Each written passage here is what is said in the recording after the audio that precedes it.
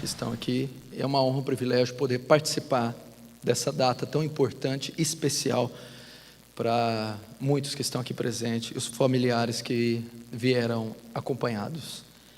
E ter essa oportunidade de trazer uma mensagem junto às Escrituras, isso é um privilégio, uma honra, que eu agradeço a vocês, agradeço a Deus e ao capitão, pastor, irmão Dantas, que permitiu com que essa situação fosse possível. Vamos todos abrir na primeira carta de Paulo aos Coríntios, sem demora. Primeira carta de Paulo aos Coríntios, no capítulo 10.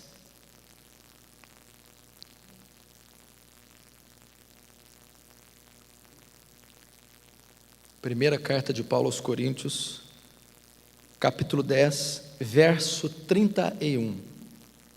Diz assim a palavra do Senhor: portanto, quer comais, quer bebais, ou façais outra coisa qualquer, fazei tudo para a glória de Deus. Agora abra comigo no Salmo 90. Salmo de número 90.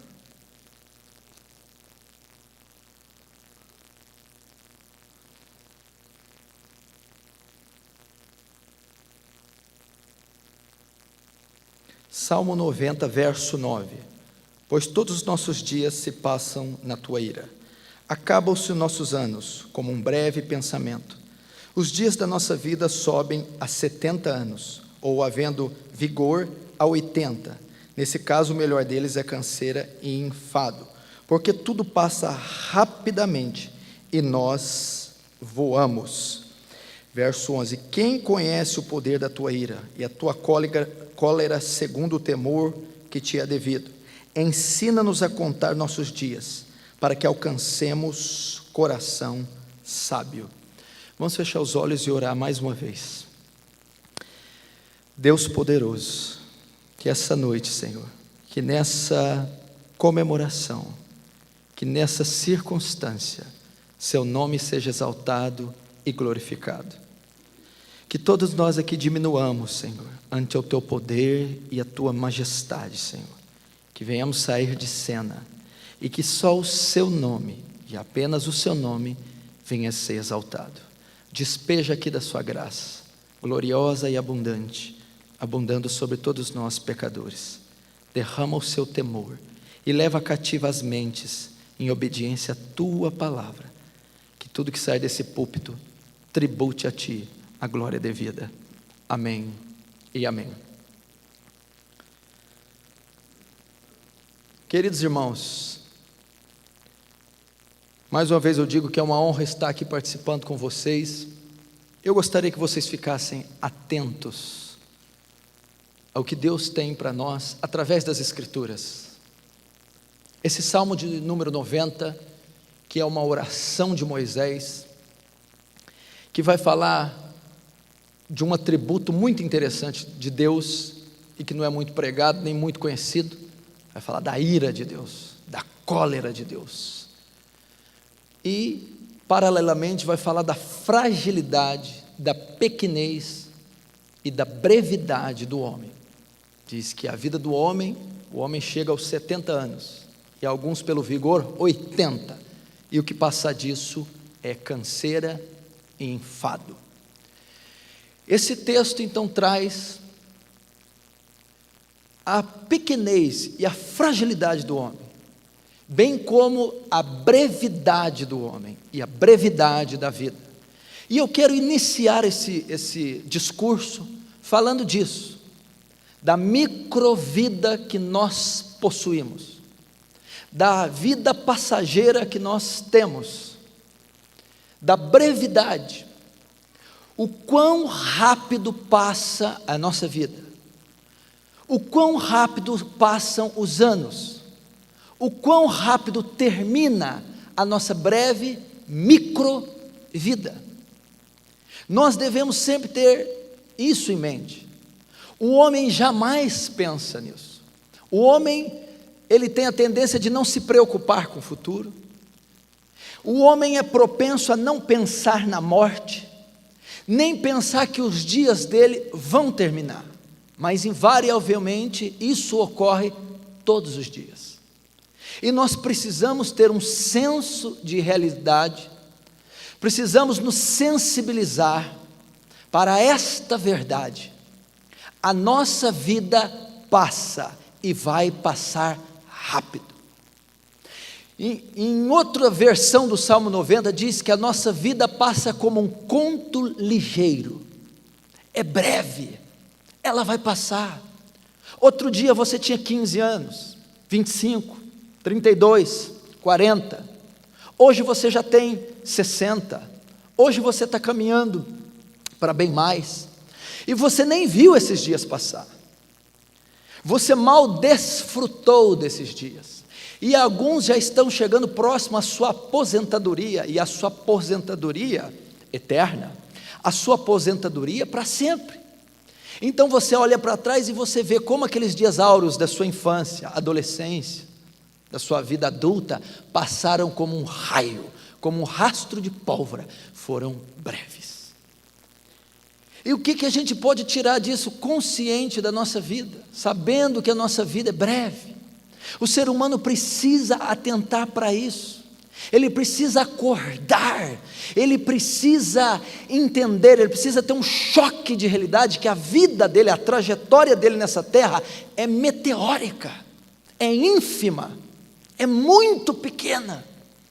E você vê o que ocorre, em todos os séculos a história narra as guerras, os conflitos, as conquistas e as perdas por impérios e homens que se foram como poeira, que passaram e ficaram esquecidos no tempo, e não se achou mais o lugar dele, como o Salmo 103.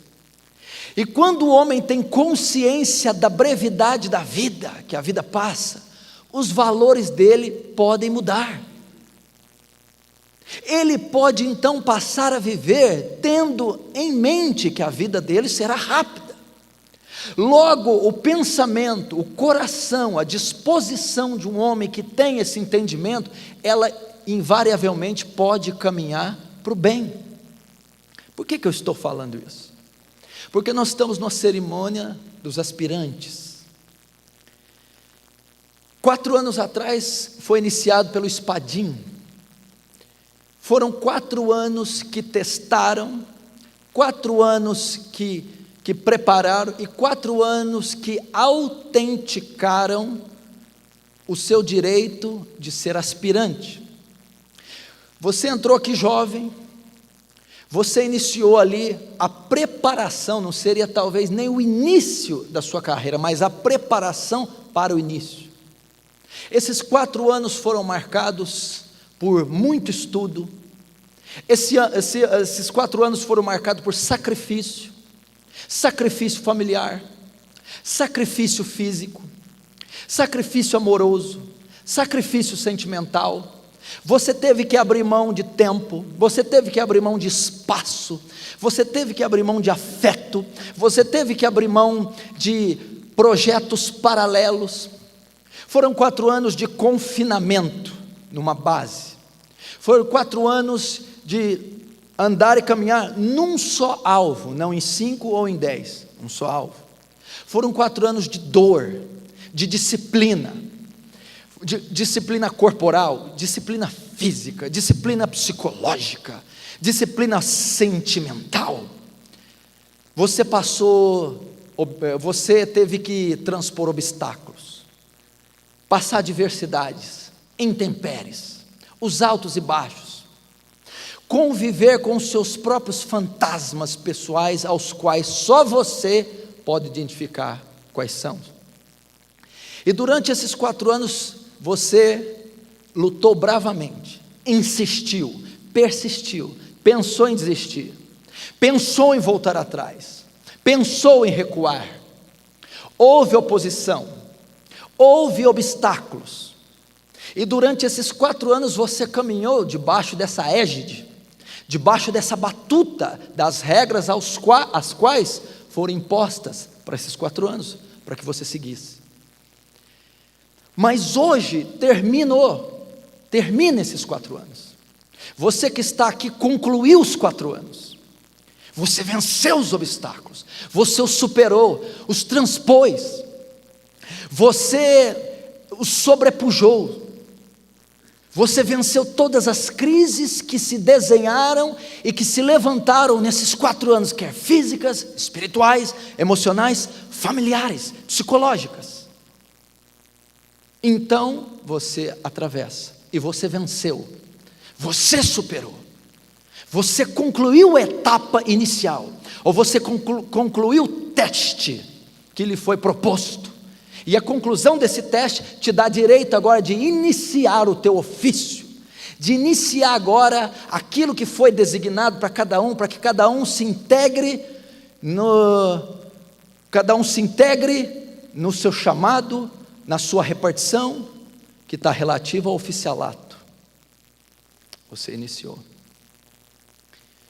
E agora cada um vai seguir o seu caminho, vai seguir a sua meta e vai aspirar a conclusão desse oficialato, vai aspirar o início, vai começar uma outra guerra, uma outra etapa, um outro horizonte, uma outra meta, agora mais sólida, mais madura, mais coerente, com um alvo mais definido, mais traçado.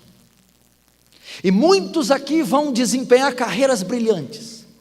Pode ser que tenhamos entre nós aqui um homem ou uma mulher que vai ser a grande mente brilhante desse século. Talvez teremos aqui um grande líder militar, um grande líder político, um grande estadista, uma mente brilhante que essa nação está clamando por anos. A nossa história não é marcada por mentes brilhantes. Não temos a cultura russa, não temos a cultura germânica, não temos a cultura francesa, quer militar, política, social, econômica. A nossa cultura, infelizmente, apesar de termos grandes vultos do passado, não é das mais brilhantes. Mas quem sabe essa geração levanta um Marte? Quem sabe essa geração levanta uma mente brilhante? Levanta um vulto contemporâneo? Levanta um líder que vai mudar a característica da nação? Quem sabe dentre vocês se levante uma pessoa de características especiais, jamais vistas? Isso pode ocorrer. A nação geme pedindo isso. Nós precisamos, como eu disse aqui no ano passado, as Forças Armadas trazem aquilo que o nosso país não possui. As Forças Armadas trazem disciplina, as Forças Armadas trazem patriotismo, segurança, irmandade, respeito e integridade, que são palavras que estão extintas do vocabulário brasileiro. Esse ato solene de hoje deveria envolver no mínimo o Estado de São Paulo. Deveria mobilizar a nação, um ato tão importante, uma data tão solene. A população brasileira tinha que estar integrada no que o governo, no que as Forças Armadas fazem. Assim eram as políticas de Stalin, de Che Guevara, desses grandes idealistas, que envolviam a população nos ideais da nação, talvez de meios e modos errados, como a grande chacina do nazismo. Todavia, era um patriotismo que a nossa nação não conhece. Então as Forças Armadas trazem isso. Se tem uma coisa que é digna na nossa nação, que tem disciplina e caráter, é a Marinha, o Exército e a Aeronáutica, que formam homens, cidadãos, pessoas dispostas a morrer pela pátria, coisa que a sociedade brasileira desconhece. Então todo aquele que se integra nisso, que segue essa carreira, no mínimo vai virar um homem de bem. E você está entrando nisso. E talvez, voltando, você pode marcar. E por que não? Talvez o destino te reservou, talvez a soberania de Deus vai te usar para mudar a história dessa nação. Então você vai iniciar esse ofício, vai aspirar isso, e seguir uma carreira que pode ser brilhante, uma carreira que vai requerer mais do que requeriu até agora, uma carreira que vai ter mais obstáculos, oposição de todas as formas, e você vai enfrentar várias frentes de batalha. Isso se você for um oficial decente, de caráter, de integridade, porque é muito fácil até nas Forças Armadas fazer corpo mole e não chegar em lugar nenhum. O homem tem a grande capacidade de fazer isso.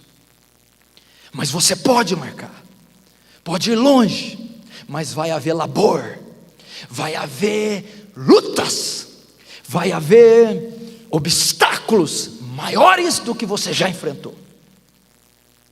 E pode ser que você também os alcance, sobreponha e chegue no topo, que você talvez seja o Everest das Forças Armadas, que atinja o ápice e o clímax da sua carreira militar. Não apenas um enchendo o contingente ou fazendo parte da massa estagnada, mas alguém que faça a diferença. Isso pode ocorrer. Então, novas etapas virão, outras etapas virão, e muitos vão concluir todas. Muitos vão de fato ter essa carreira brilhante.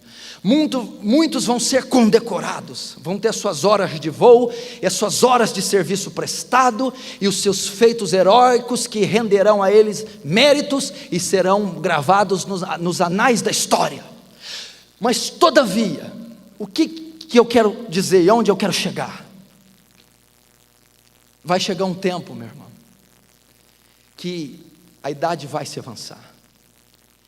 E o grande obstáculo que ninguém pode se opor é o tempo. O tempo, ele vai passar. O ontem jamais vai existir. O hoje já está chegando no fim. E o tempo é talvez um grande obstáculo para a maioria. E o tempo vai chegar. E a idade vai se passar. Vai se desvanecer. E a nossa vida então, nós veremos o pó que ela é. Nós veremos o quão breve ela é. E nós, quando chegarmos próximo à morte, nós olharemos para trás. E nós veremos então o quão rápida ela passou.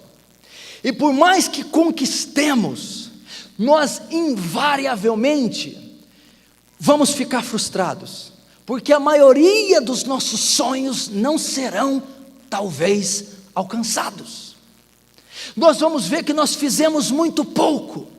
Nós vamos ver que nós não tivemos tempo suficiente para fazer a reforma que queríamos, a revolução que queríamos, as mudanças que queríamos, os sonhos que queríamos.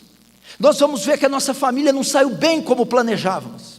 Nós vamos ver que a nossa profissão e o perfil, a identidade que ela caracterizou-se, não saiu bem como projetamos.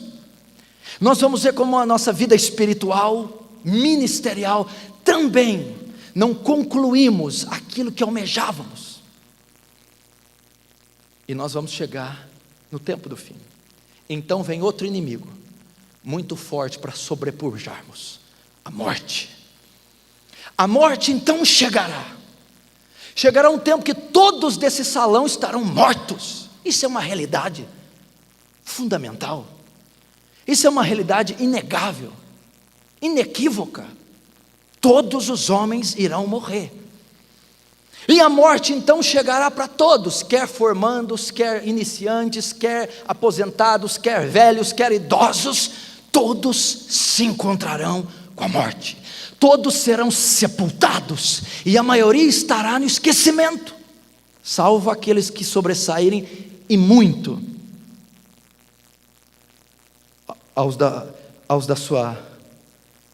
do seu tempo.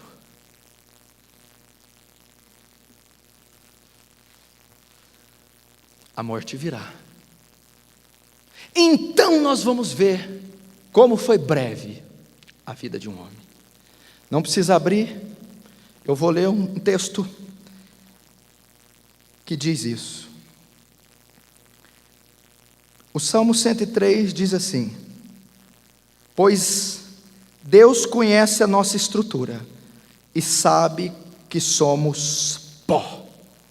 Quanto ao homem, os seus dias são como a relva, como a flor do campo. Assim ele floresce, pois soprando nela o vento, desaparece. E não se conhecerá mais, e não se conhecerá daí em diante o seu lugar. O Salmo 104 fala a mesma coisa. No verso 28, diz assim: se lhes dá, eles recolhem, Deus. Se abres a mão, eles se fartam de bens, Deus sobre os homens. Se ocultas o rosto, eles se perturbam. Se lhes corta a respiração, morrem e voltam ao pó. Veja esses textos como eles refletem quão frágil é o homem. Quão frágil é a vida de um homem. Quão breve é 70, 80, que passar de ser câncer, isso nos tempos dos Salmos, porque hoje 80 anos está batendo recorde. Então que está falando da fragilidade, da brevidade, da microvida, da aposentadoria precoce de todo ser vivente, findando com o seu sepultamento. E todos nós aqui temos que ter em conta isso, da nossa brevidade e da fatalidade dos homens. Eles conhecerão a morte. Então, se todos têm essa consciência, que a vida é breve, passa como um raio, que ela é frágil e que todos serão sepultados e colocados no esquecimento, o homem tem que ter em mente algo enquanto vivo. O homem tem que viver para algo então enquanto vivo. E é o texto que eu iniciei.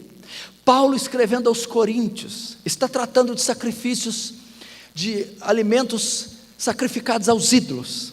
E ele vai terminar dizendo: quer comais, quer bebais, quer façais qualquer outra coisa, fazei tudo para a glória de Deus.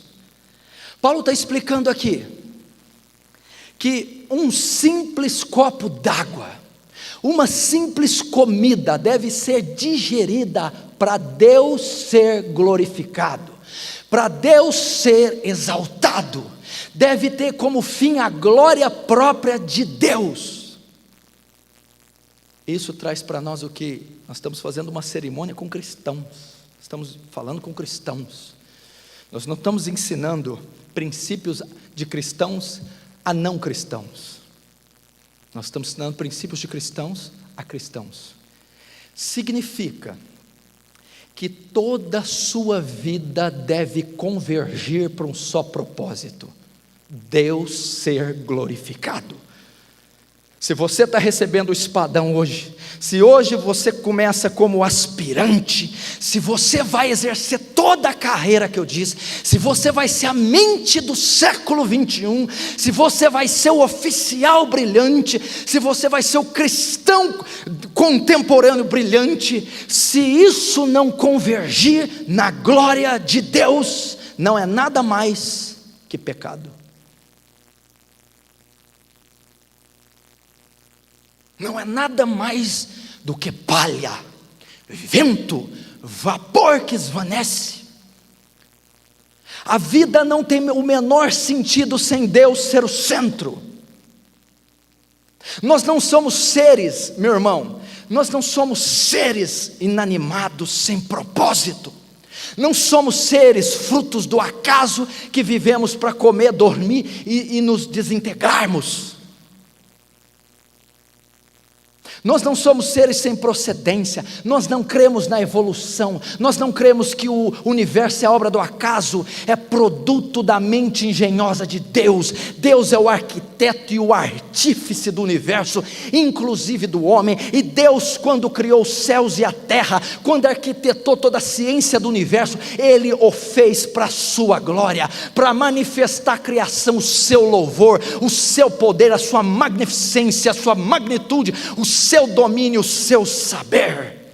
Logo, tudo que Ele fez dentro do contexto da criação deve tributar a Ele a glória, deve ser feito para a glória do seu próprio nome. Aquele que criou é aquele que desenha como as coisas devem ser. Então Ele te deu os talentos naturais, graça comum. Os talentos que você tem naturais, se você é um manobrista de carro, há um grande professor, se você é uma grande cozinheira, ou tem uma mente enciclopédica, uma mente invulgar, uma mente poderosa, Deus te deu esse talento. Até os incrédulos, até os que não conhecem a Deus, os ateus, todos os talentos naturais que eles possuem, isso vem pela graça de Deus. E todo esse talento, se não for convergido, revertido para a glória de Deus, pecado. Por isso que o ímpio, mesmo com boa intenção, ele peca. Mesmo quando o ímpio faz o bem, ele peca, porque o bem que ele faz não é visando a glória de Deus, é o bem que ele faz para ter a satisfação própria, a satisfação de si mesmo. Então, você vai começar uma nova carreira, um novo desafio, e possivelmente vai completá-la, e a sua vida depois vai passar. E por que eu estou dizendo isso? Porque uma vida tão curta, uma vida tão breve, uma vida tão rápida, não deve ser vivida para outra pessoa, a não ser a Deus, para Deus. Todo o nosso esforço vai terminar com rugas, vai terminar com doenças, infecções. Todo o nosso esforço vai terminar no esquecimento e na idade. Então nós não podemos olhar para trás e dizer: tudo que eu construí foi palha, foi feno, foi na areia. Eu fiz para promover o meu próprio ego, para promover minha própria carne. Eu não fiz visando a majestade de Deus, a glória de Deus, daquele que me formou e me criou. Meu irmão, o oficialato não é um fim em si mesmo, ele não é o começo de nada, nem o fim de nada. Se você vê onde está o império caldeu, babilônico, se desfez, está no pó. Onde está o império medo-persa, onde está Ciro o grande, se desfez, morreu, envelheceu. Onde está o grande império de ferro romano, sucumbiu, está em ruínas. Onde estão os czares russos? Onde está a Revolução Vermelha? Onde está Lenin, Stalin? Onde está o nazismo alemão? Onde está Adolf Hitler? Passou, terminou, envelheceu, foi morto, esquecido. Todavia, essa história desses reinados, impérios e homens não foram marcadas por vidas que viveram para a glória de Deus. Foram microvidas, foram impérios devastados, estão em ruínas. Todavia, breve como foram, curtas como foram, não foram vividas com o propósito de glorificar Deus, de exaltar Deus. Meu irmão, a oração do Pai Nosso, o que ela diz? Presta atenção para você entender. Pai nosso que estais no céu, santificado seja o teu nome, venha a nós o vosso reino, seja feita a tua vontade, assim na terra como nos céus. Vocês deviam se atentar mais para esse trecho, vocês deviam estudar a oração do Pai Nosso. Esse texto, quando ele diz assim, Jesus está ensinando os discípulos a orar. Quando orareis, orareis assim: seja feita a tua vontade. Meu irmão, o oficialato, a carreira sua, não é para realizar a sua vontade. Você não está aqui para fazer a sua vontade, ainda que você seja um general, ainda que você seja a mais alta patente da terra. Não é para executar, não foi essa a oração, não foi esse o propósito de Deus. Ele está dizendo assim: faça a sua vontade. Como isso é aplicado na prática? Você deve orar, pedir ou trabalhar para que seja feito assim: Deus, Senhor, hoje com esse título, com o início dessa carreira, hoje sendo um aspirante, Senhor, faça a sua vontade através da minha carreira, executa, manifesta a sua vontade através do oficialato. Senhor, a oração do Pai Nosso está dentro do contexto do reino de Deus, está dentro do contexto do Sermão do Monte. A oração do Pai Nosso significa assim: Senhor, se é a sua vontade que eu seja um oficial, e através de eu ser oficial, o seu reino vai expandir, e o Senhor vai obter glória, então me levante como oficial, cumpra a sua vontade no meu ofício, e obtenha glória nesse ofício. Você está aqui para expandir o reino de Deus. Meu irmão, toda a história, todos os exércitos, todas as etnias, as raças, todos os movimentos que se levantaram, ficaram no esquecimento. O único movimento que se levantou e não ficou no esquecimento foi o cristianismo, que tem 2000 anos de história, porque o reino se iniciou com Cristo, e o reino vai se concluir com Cristo. Então você deve usar o seu ofício para manifestar o reino. Pai nosso que estais no céu, seja feita a tua vontade, manifesta, faz avançar o teu reino através das minhas patentes, faz avançar o teu reino através do meu ofício, que o evangelho seja pregado através do meu ofício, através do meu testemunho, nos 4 cantos da terra, que eu seja um emissário do alto, um emissário do rei, que eu pregue o evangelho, que eu dê testemunho dentro da minha repartição, dentro do meu ofício, dentro da minha função, e que através do meu testemunho, seu reino esteja avançando, e o Senhor obtenha glória através do meu ofício. Por quê? Por causa da brevidade da vida, porque uma vida tão curta não pode ser vivida para si mesmo. Eu pergunto para você agora, eu não sei quantos anos você tem, mas eu sei que tem pessoas aqui de 20 a pelo menos 60 anos. Quanto da sua vida você viveu até hoje para Deus? Não é o Deus da missa de domingo não, viu bem? Não é o Deus do culto não. É o Deus que te dá oxigênio pela manhã para que você viva. É o Deus que te faz processar um reflexo para manobrar o carro e não bater, porque nem isso sozinho você consegue fazer. É o Deus que nesse momento, enquanto você me ouve, uma artéria pode estar sendo entupida, agora você tem um infarto fulminante, uma veiazinha dessa. Ele está desobstruindo ela agora, sem que você perceba, devido à sua soberania. Quanto da sua vida você viveu para a glória dele? Quanto Deus já avançou o reino dele através da sua vida? Quanto? Daqui um dia toda essa terra vai estar em ruínas. Isso eu não vou te dizer de profecia apocalíptica, eu não vou entrar na Bíblia, eu posso entrar nas ciências, na meteorologia, eu posso entrar na oscilação sísmica da terra. É lógico e claro que ela vai caminhar para uma destruição. Daqui a um dia está tudo em ruínas. E o que vai ficar? Só o que você fez para Deus. Eu não estou aqui fazendo uma apologia, meu irmão, a favor da ignorância.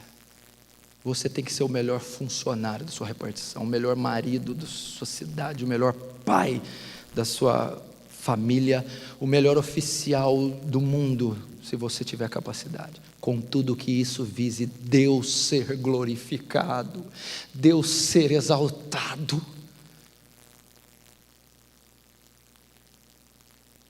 A nossa vida vai passar. Eu que sou um homem jovem, já estou sentindo os sinais da idade. Já estou sentindo as contrações. E outro dia, eu era um adolescente. A Bíblia diz assim: não acumulei tesouros na terra, onde a traça come, a ferrugem corrói, o ladrão rouba e escava, mas ajunteis tesouros nos céus. Onde você está juntando tesouro? O apóstolo Paulo, escrevendo aos Coríntios, diz assim: Por isso não desfalecemos. Ainda que o nosso homem interior se corrompa, o nosso interior se renova dia a dia. Porque a nossa leve e momentânea tribulação produz para nós um peso de glória muito excelente. Agora, não atentando nós para as coisas que se veem, mas para as coisas que não se veem. Porque as coisas que se veem são temporais, e as coisas que não se veem são eternas. Paulo está dizendo o quê? Da brevidade da vida, ainda que o nosso homem exterior se corrompa. Ele está dizendo, o nosso homem interior, carne, a estrutura óssea, muscular, física, vai se corromper, vai ser entregue à velhice, às rugas, até o pó. Mas o nosso homem interior, alma, espírito, se renova dia a dia, não atentando nós para as coisas que se veem, não valorizando, dando primazia às coisas físicas, não atentando, não dando ênfase ao físico, não dando ênfase ao prazer, não dando ênfase à matéria, ao ouro, à prata, não atentando nós para as coisas que se veem, as conquistas e méritos terrenos. O homem obcecado pela terra, se ele pudesse, ele trazia o céu para a terra, ele fazia anjos serem homens, ele humanizava o próprio Deus. Eu quero patentes, eu quero coroas, eu quero medalhas, eu quero ouro, eu quero mulheres, eu quero sexo, eu quero meu nome, eu quero nos anais da fama, do saber. E Paulo está ensinando um princípio, não atentando, não dando ênfase. Não está dizendo que eu não trabalho para isso, mas a ênfase não está nisso. Não atentando nós para as coisas que se veem, matéria, mas para as que não se veem. Ele está dizendo, grave os meus olhos, grave a eternidade nos meus olhos, mas atentando para as coisas que não se veem, dando ênfase nas coisas espirituais, empregando força, empregando fé, empregando energia, empregando ciência nas coisas do céu, nas coisas espirituais, no amor a Deus, no amor ao próximo, nas escrituras, no evangelho, crescer de conformidade à estatura de Cristo, crescer em oração, crescer no conhecimento bíblico, crescer no amor altruísta, crescer nas coisas espirituais. Porque as coisas que se veem são temporais. Olha o que Paulo está dizendo. São breves, passarão. Onde estão os Césares agora? Onde está a glória de Roma? Está no esquecimento, passou. Onde está Jesus Cristo? Morreu também igual todo mundo, verdade, morreu como todo mundo, mas não permaneceu morto como todo mundo. Ao terceiro dia, a pedra do sepulcro rolou, e ele ressuscitou dos mortos, e ele é vivo até hoje. E ele não passou, ele não é temporal, ele é eterno.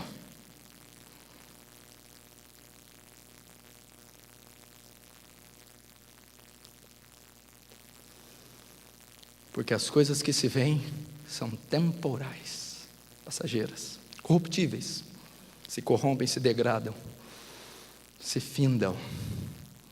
Mas as coisas que não se veem são eternas. Deus você vê? Não, é eterno. O Filho você vê? Jesus Cristo? Não, é eterno. O Espírito você vê? Não, é eterno. O céu você vê? Não, é eterno.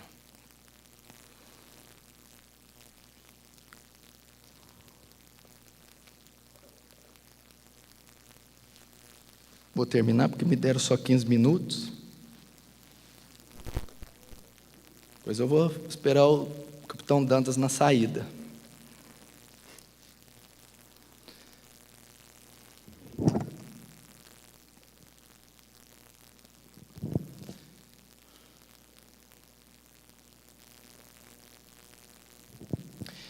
Eu quero terminar dizendo, meu irmão, Escute, nós estamos no tempo do fim. O mundo está chegando na sua consumação, quer você acredite ou não. A Bíblia é clara e os sinais são evidentes da volta iminente de Cristo. Nós não temos mais tempo para brincar. A terra está oscilando como um bêbado. A terra está gemendo e nós estamos vendo as primeiras contrações daquela que está para dar a luz. Jesus Cristo vai voltar. Haverá um julgamento para essa terra. As nações serão julgadas, os generais serão julgados, os coronéis, as chacinas e genocídios serão todas julgadas. Os Estados Unidos da América, que exporta prostituição e corrupção para o mundo inteiro, será julgado. O comunismo será julgado. A corrupção de Brasília será julgada. Os poderosos que oprimem e subjugam com mão de ferro os mais fracos serão julgados. A igreja será julgada. Nosso cristianismo será julgado. A Bíblia diz que todos hão de comparecer ante ao tribunal de Cristo. Vai haver um tribunal. Nós seremos julgados pelas nossas obras. Vai haver um trono branco e todos vão se apresentar ante esse trono e vão prestar conta, cada um das suas obras. Nós seremos julgados por palavras, pensamentos, ações e omissões. Esse dia está chegando. Esse dia está breve. E esta geração será marcada pelo tempo do fim. Provavelmente eu e você vamos contemplar o maior evento da existência humana, a segunda volta, a segunda vinda de Jesus. Você talvez tenha pouco tempo. Arrume a sua vida. Converta a sua vida de forma a ela viver para a glória de Deus. Talvez muitos sonhos não serão mais do que migalhas e fumaça você não alcançará. Todavia, um coração que tiver voltado para Deus, a sua palavra, um coração que tiver convertido e conformado ao santo evangelho, este será recompensado. Acorda, meus irmãos.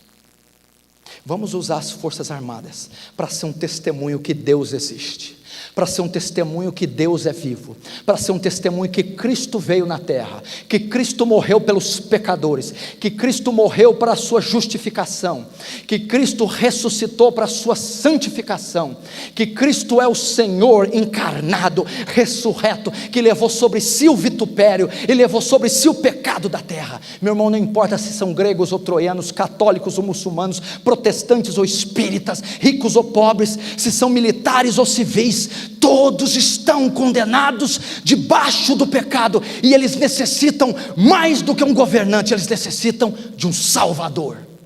Seja você esse canal, seja você aquele que vai usar a sua patente, o seu diploma, o seu emblema, para manifestar o reino de Deus a esse mundo perdido. Você vai defender sua pátria com excelência, você vai dar a vida pela pátria sim, você vai exercer o seu ofício com bravura, destemido, com hombridade, justiça. Todavia, a maior patente que estará sobre o seu peito é a patente do céu. Você é embaixador de Deus, embaixador de Cristo. Viva para Ele e para a glória dEle. Que seja esse o propósito do seu ofício. A Deus seja a glória. Amém? Aleluia. Samuel pode vir.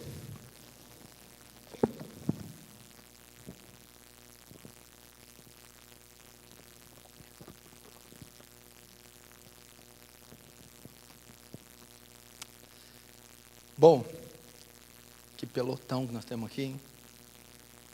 Se vocês quiserem, vocês podem fazer um estrago, hein? Físico, espiritual e nuclear. Só que faz um estrago para o bem, viu? Faz favor. Vamos orar então, fecha os olhos. Deus, aqui estão, Senhor, soldados, membros de uma academia, mas mais do que isso, soldados do céu, eleitos do Senhor, escolhidos e salvos pela graça, embaixadores do seu reino, que agora vão, Senhor, que agora estarão inseridos nos quatro cantos dessa nação, Deus. Pai, eles já receberam agora, Deus, a patente, as condecorações dos homens. Deus, traz agora a sua condecoração, Carimba, Senhor, esse diploma, esse espadão, Senhor. Coroa esses jovens. Sela eles com teu poder. A palavra do Senhor diz: e recebereis poder, e ser-me-eis minhas testemunhas, tanto em Jerusalém como na Judéia e Samaria, e até os confins do mundo.